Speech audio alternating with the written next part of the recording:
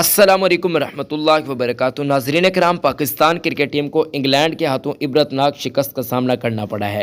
पाकिस्तान एक मौके पर ऐसा लग रहा था कि मैच को जीत रहा है, लेकिन फिर आप लोगों ने देखा होगा कि पाकिस्तान टीम की विकेट्स गिरती गई और पाकिस्तान हार के करीब फिर पहुंचा और पाकिस्तान हार गया। मैं आप लोगों से बस एक सवाल पूछना चाहता हूँ, आज किस खिलाड़ी की बदौलत पाकिस्तान ये मैच हारा है? आप लोग कहेंगे कि फ़लाँ फ़लाँ फ़लाँ, लेकिन मैं यही कहूँगा कि साइम अयूब। आप बेशक साइम अयूब के दीवाने हों, आप बेशक जो भी कहें, लेकिन साइम अयूब परफॉर्म नहीं कर रहे।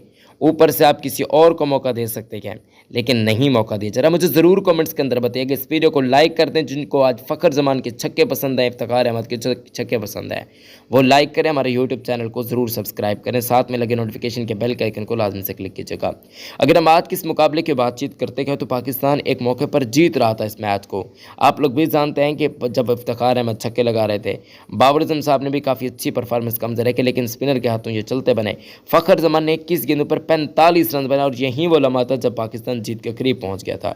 शादाब खान को ऊपर वाले नंबर पर खिलाया गया, लेकिन वो भी फ्लॉप रहे।